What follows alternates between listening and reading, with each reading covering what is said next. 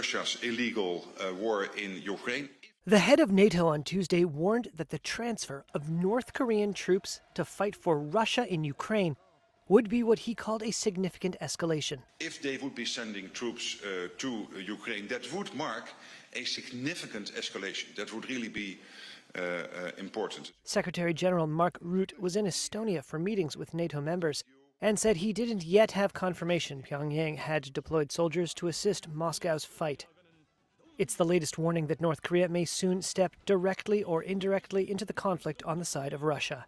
Here's the UK Defence Minister speaking in Parliament on Tuesday. It is now highly likely that the transfer of hundreds of combat troops from North Korea to Russia has begun. The Kremlin on Monday declined to directly answer a question on whether North Korean troops were going to fight in Ukraine.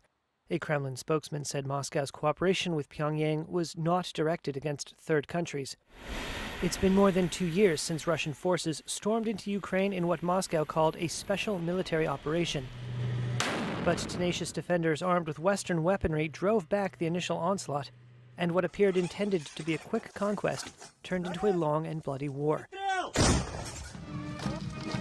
Moscow has been forced to supplement its military with new conscripts to sustain the fight. The latest reports suggest it may now be looking beyond its own borders for soldiers.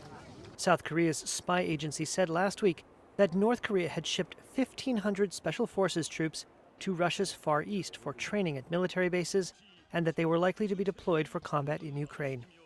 And Ukrainian President Volodymyr Zelensky has accused Pyongyang of preparing to send as many as 12,000 soldiers to Russia. In its failure to overthrow Ukraine's democratically elected government, Russia is seeking to expand the conflict. The U.S. Deputy Envoy to the United Nations told the Security Council on Monday it had seen reports that North Korean soldiers could soon join the fight. If true, this marks a dangerous and highly concerning development. The notion of North Korean soldiers fighting a Russian war on European soil prompted this response from the president of Finland.